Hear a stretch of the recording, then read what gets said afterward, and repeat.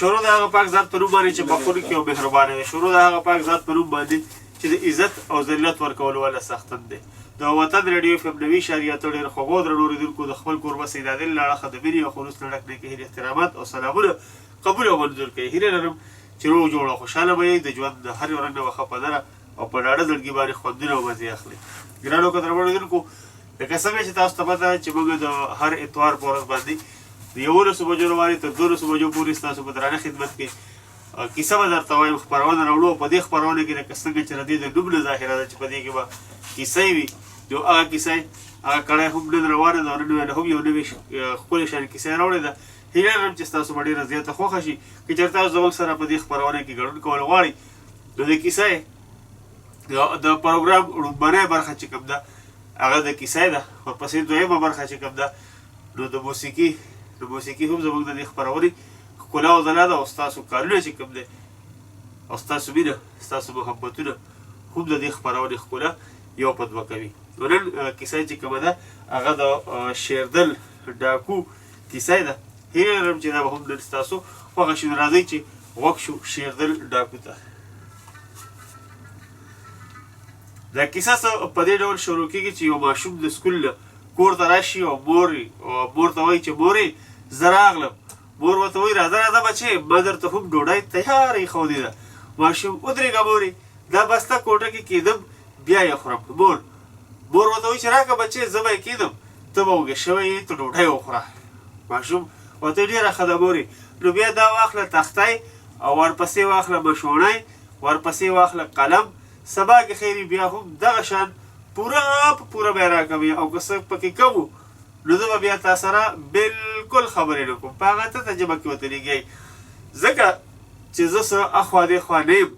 زه چې که خیرې لوی شم او ډېر تعلیم وکړم نو بیا به زما نه تاڼهدار صاحب جوړ شي او چې په دې علاقه کې کوم مخروران او مجرمان ګرځي دا به ټول امي ګرفتارومه.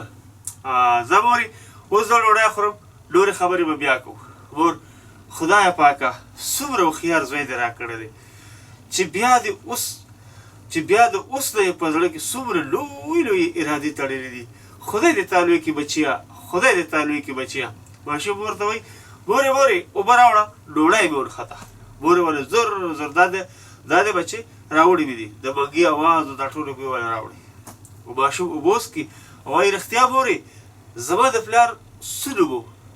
مور ورته وایي بچې د پلار په نوم باندې څه کې؟ ماشوم ورته وایي نه ما ته نن د سکول استاد ویل چې ستا د پلار څه نوم و او هغه به څه کاروبار کولو. خو نه ماته د پلار نوم راتلو او نه ماته د هغه کاروبار معلوم و او نور ټول ملګري یې زما داخل کړل او ما ته یې ویل چې ته مور نه تپوس وکړه چې ستا د پلار نوم څه دی او هغه به څه کاروبار کولو هله به تا داخلوم. اوس راته ووایه مورې شابه چې زما د پلار څه نوم و؟ مور ورته وایي چې بچې ستا د پلار نوم شیردل و او هغه چې کوم و هغه به بیا ورته ماشوم ورته وایي چې مورې هغه به کاروبار څه کوو ځکه چې استاد جي هم د کاروبار تپوس کړی چې پلار نوم او نوم دې څه دی او کاروبار یې څه دی. مور ورته وایي چې بچې کاروبار خیال یې شروع چې نه چې دا کور ناسته ده چې دې وخت کې شیردل کور ته راشي په خیال کې دا لړه او په خندا شي د بانو د دې ښځې نوم چې کوي دا بانو دی. بانو ورته وایي چې بیا را پیدا شوې. شیردل ولې ته زما په راتلو خفه یې؟ بانو ورته وایي نه زه نه یم خفه خو اخر ته دا دومره ورځې چېرته تللی وې؟ شیردل ورته وایي نور چېرته تللی وم خو خپل کاروبار پسې تللی وم خپل کاروبار پسې. بانو ورته وایي چې هغه ستا کوم کاروبار دی چې ته ورپسې په تورو شپو ګرځې؟ هغه ستا داسې لوی کاروبار دی چې ته ورپسې په تورو شپو ګرځې؟ شیردل ورته وایي ته خو زما ډېره ساده ښکاري. خلک سپوږمۍ ته وختل او تا ته لا تر اوسه پورې زما د کاروبار پته ونه لګېده. خو د ډاکو سړي نور څه کاروبار وي خو ډاکې او نن سبا تا له په ډاکه کې مې د سرو زرو هار راوړی دی. دا واخله هار. ښځه ورته وایي چې لعنت دې وي په داسې هارونو، لعنت دې وي ستا په کاروبار، لعنت دې وي په هغه ښځه چې کومه ښځه د خاوند په داسې ناجایزه کارونو باندې فخر کوي او لعنت دي وي په هغه خاوند چې کوم خاوند د ښځې د خوشحالېدو دپاره پردي کورونه لوټي. شیردل چپ شه بانو چپ شه خلک به خبر شي.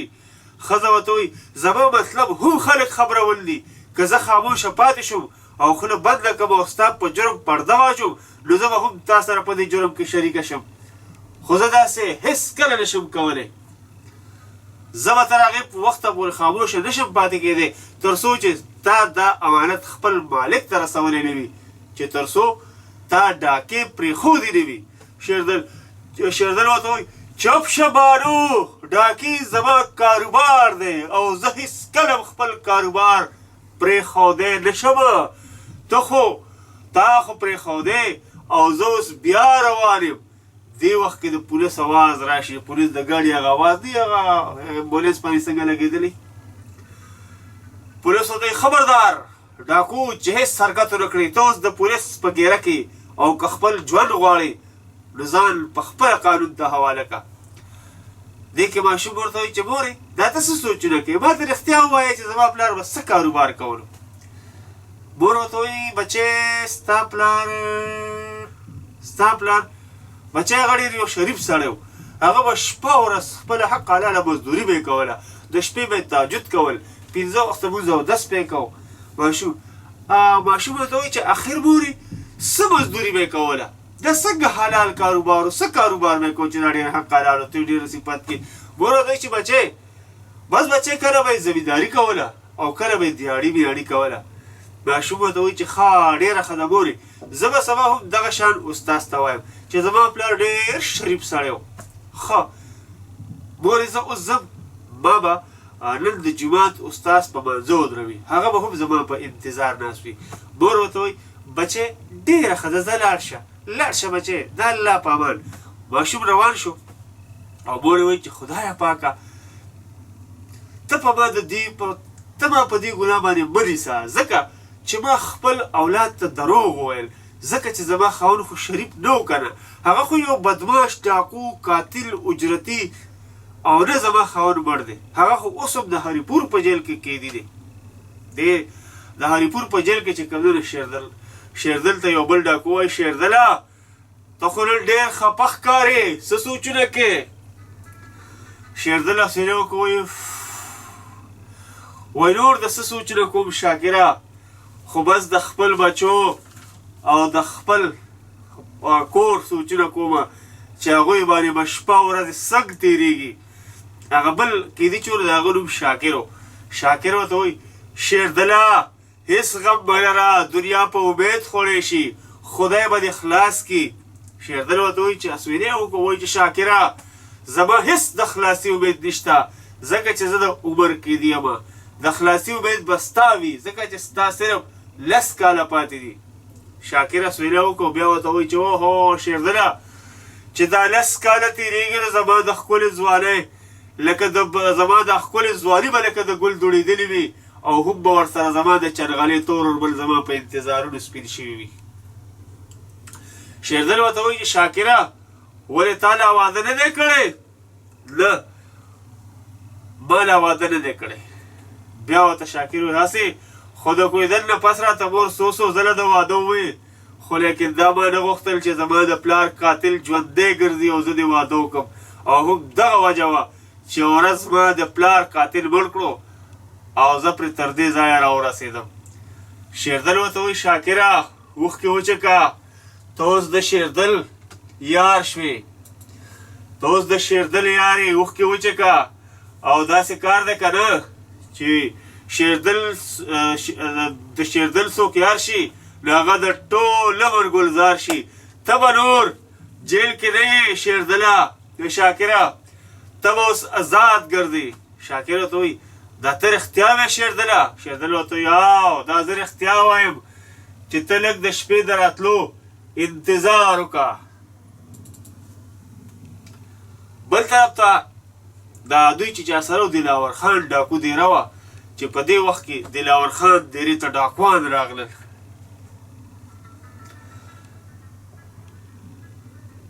دلاور خان ورته وایي راغلی یم زرو څه کار وشو که نه ډاکوان خاموش ولاړ دی چې کوم تلي خاموش غلي غلي ولاړ دي دلاور ورته وایي ولې تاسو ټول چپ چاپ یئ چپ پاتې شوئ څه چله شو حال وایئ راته څه چلم کړی دی یو ورته وایي سردار موږ چې ډاکه وکړله نو د پاسه راباندې پولیس راغلو دلاور ورته وایي پولیس پولیس پولیس بې غیرتو تاسو د شیردل ګرفتاری نه پس یو ورځ کامیاب رانغلی خو کله در باندې پولیس راځي او کله در باندې اولس راځي که ستاسو دغه بزدلي وي نو تاسو به زر تر زره زما دا کاروبار ختم کوئ دې وخت کې چې دغه شیردل راښکاره شو شیردل ورته وایي دلاور خانه چې شیردل تر څو ژوندی وي نو ستا کاروبار به نه تاوانې کېږي او نه به ختمېږي دلاور شیردل ته وایي چې شیردله تو او زه دلاور یقیني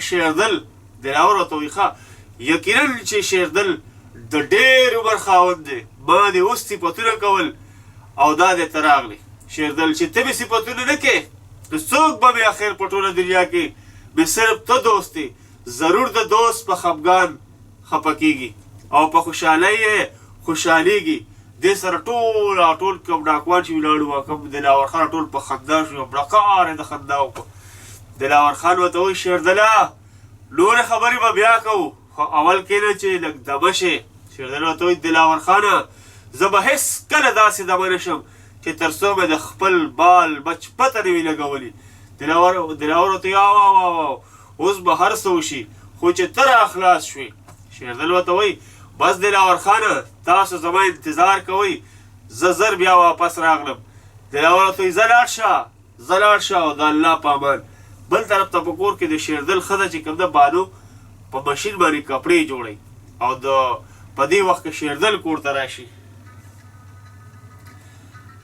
او په خندا کې وایي چې زما په ډاکو خفه کېدلې او زما په ګرفتارۍ دې خوشحالي کوله نو نن جوړوه دا پردی جامې ښځه ورته وایي بانو شیردله ته بیا راغلی شیردل ورته وایي زه بیا راوتښتېدم د هریپور د جیل جرندې مې بیا ماتې کړې بانو ورته وایي شیردله دا دې څه وکړو زما کور خو اوس ایره د پولیس د چاپو نه خالي شو شیردله خدای او د رسول خاطر وکړه دې جولای ته وګوره ته د قانون مجرمې او قانون ته ځان حواله کړه ځکه چې د قانون د مجرم اخري انجام چې کوم دی نو مرګ یا جیل وي شیردله خدای ته وګوره ځان قانون ته حواله کړه دا ته څه کوې بانو ورته وایي شیردل ورته وایي چپ شه بانو زه نن تا پسې راغلی یم او نه د کور پسې راغلی یم زه خپل زوی یوسف پسې راغلی یم څه شو زما بچی یوسفه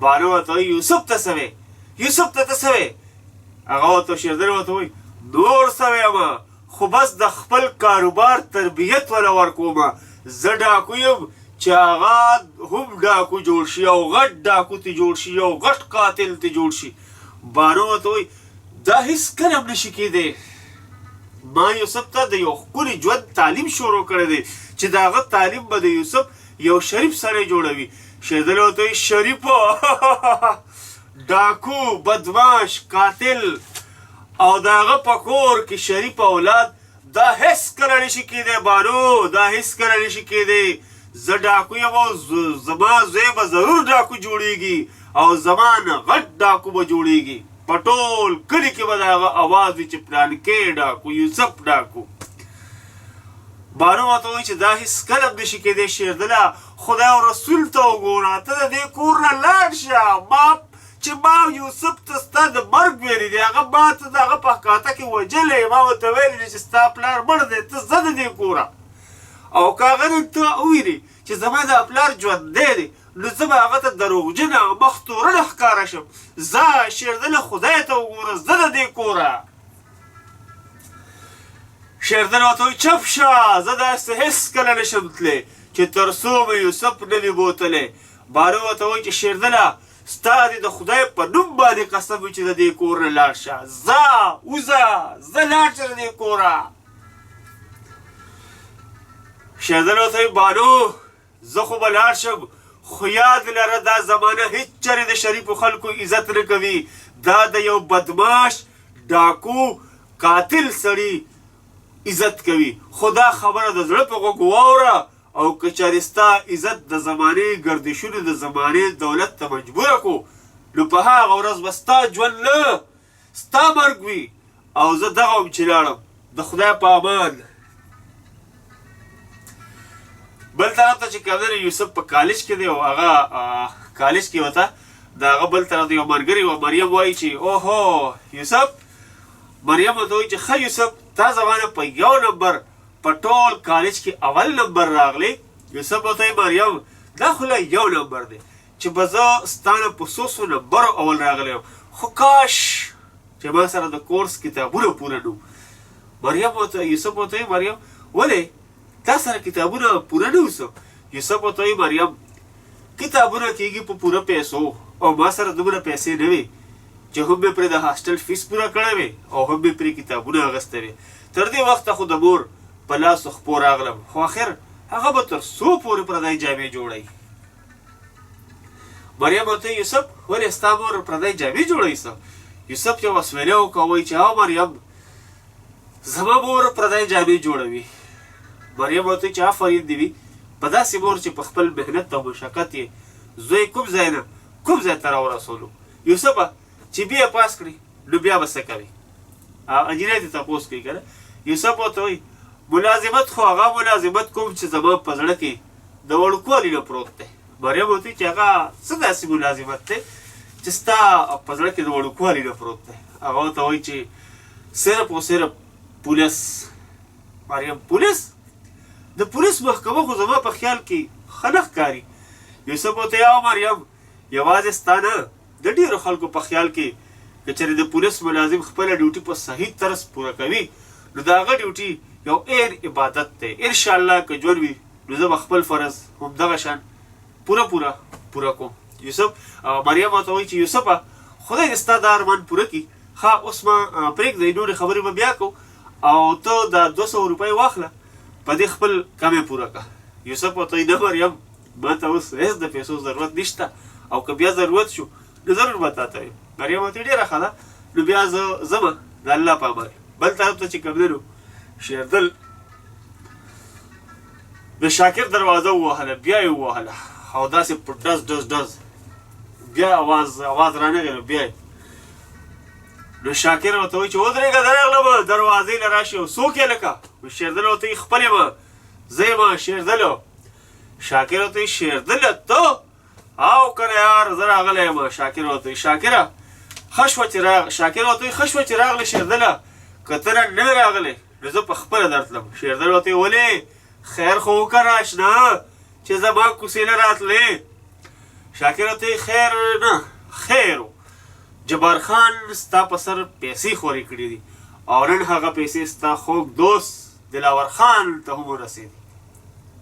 شېردل ورته وایي شاکره زه ستا په خبره بلکل پوهه نه شم.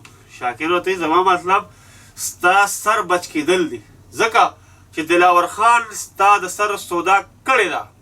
شېردل ورته وایي چپ شه شاکره دا هېڅ کله نشي کېدی چې دلاور خان زما دوست دی او دوست هېڅ کله د دوست د سر سودا نشي کولی.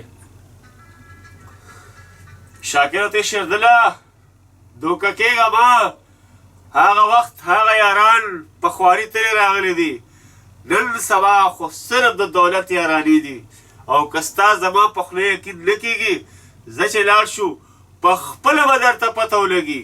شېردل ورته وایي شاکره که دلاور دا کار کړی وي نو زه به هغه هېڅ چرې هم ژوندی پرې نږدم. شاکر ورته ودرېږه شېردله ته به یوازې نه ځې زه به هم در سره ځم ځکه چې ستا په ما ډېر احسانونه پورې دي او زه به نن د هغې احسانونه بدلې پوره کوم. شېردل ورته وایي شاکره ته به ما سره نه ځې زه به په خپله خپل دشمن ختمومه. شاکره کېنه. شاکر ورته وایي زه به ستا سره ځمه هر څه کېږي زه به ستا سره ځم. شاکر ورته وایي شېردله لیونی کېږه مه. شېردل ورته وایي شاکره لیونی کېږه مه شکر وباسه چې خدای پاک په حیا پرده کې د قانون د پنجو نه آزاد کړي او که بیا ګرفتار شو نو بیا به ترې په مرګ هم خلاص نه شي.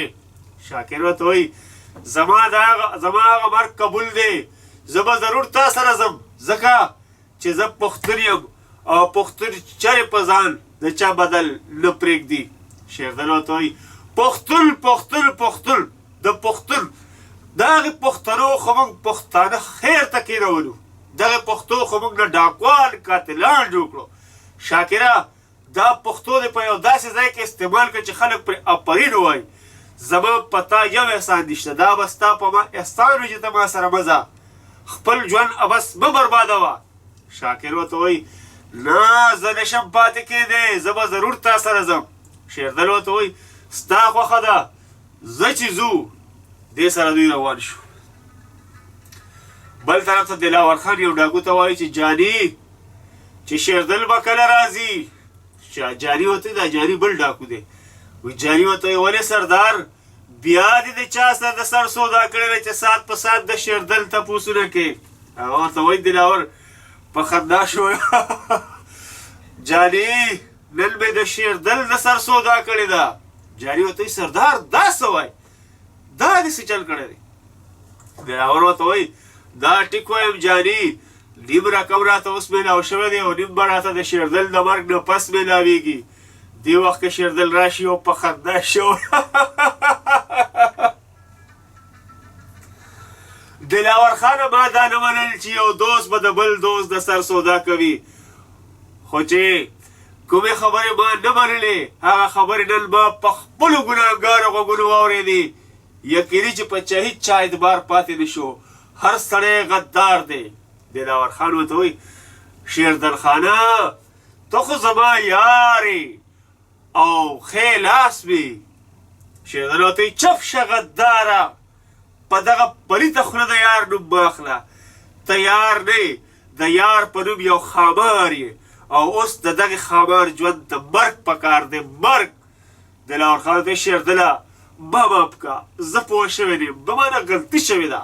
شیردل ورته وایي په خندا شو ورته وایه معاف کېدل او معاف کېدل او بیا ستا تا به زه چرې معاف نه کړم ځکه چې جبار خان سره زما خپله ذاتي دشمني نه وه، هغه ستا سره ستا په سر زما دشمني جوړه شوې ده.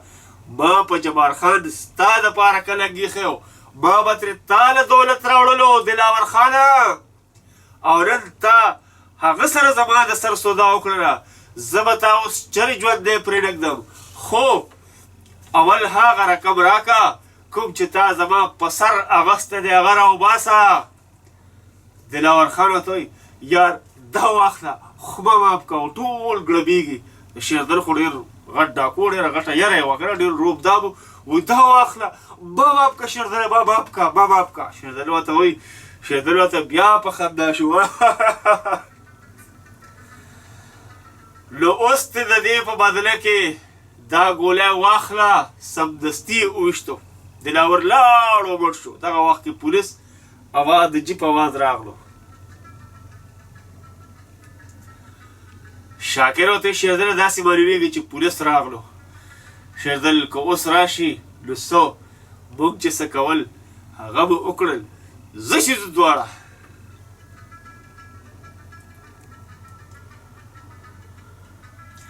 او بل طرف ته چې کله مریم په کور کې ناسته وه په دې وخت کې ټالۍ ووهلې شوه. مریم لکه وایي چې خدای خبر چې بیا څوک راغلل، په ټوله ورځ کې مې یو رجسټر چک نه کړی شو، خو څوک ځي او څوک راځي. دروازې له لاړه څوک یې؟ یوسف ورته وایي ستا خپل یوسف خان یم. مریم و یوسفه ته تاڼهدار شوې؟ مریم زه تاڼهدار شوم. او بلکل یوسف ورته وایي زه تاڼهدار شوم، ما مې هله به کور ته ځم چې اول مریم ته مبارکي ورکړم او په ورځی کړم. مریم ورته وایي اول به زه تا ته مبارکي در کوم. یوسف د څه؟ یوسف ورته وایي د څه مبارکي؟ مریم ورته ولې ته خبر نه چې زه په های سکول کې هیډ ماسټر ولګېدم؟ یوسف اوهو زما خو بیا خو دواړه مبارکي یو ځای ته راغلي یو، مبارک شه مبارک شه مبارک دې شه مبارک دې شه. مریم ورته وایي بس که یوسفه د تشو مبارکونه هېڅ نه جوړېږي، راځه کښېنه چې چای وڅښو او څه خوږې خبرې اترې به هم وکړو. یوسف ورته وایي نه مریم ما ته د ناستې وخت نشته، نن ځمه خو بس زه کور ته ځمه چې مور ووینم او بیا روان یم. او بل خوا ته ته په خپله پته ده چې په نوي پوسټ کې په وخت حاضري پکار ده. اوس ماته اجازت راکړه بیا به په چوټای چې راشم نو بیا به تشه چاینه ورسره مټیایي حلوا هم وخورو. د الله په امان. بل طرف ته چې کوم دی د بانک اواز راځي، بانک ختم شو. د یوسف مور وایي خدای پاکه ته په ما خپل فضل او رحم وکړي، ته په خپل فضل زما زوی نه یو شریف سړی جوړ کړی. دې وخت کې یوسف کور ته راغی او دروازه یې ووهله. مور یې ورته وایي څوک یې بچی؟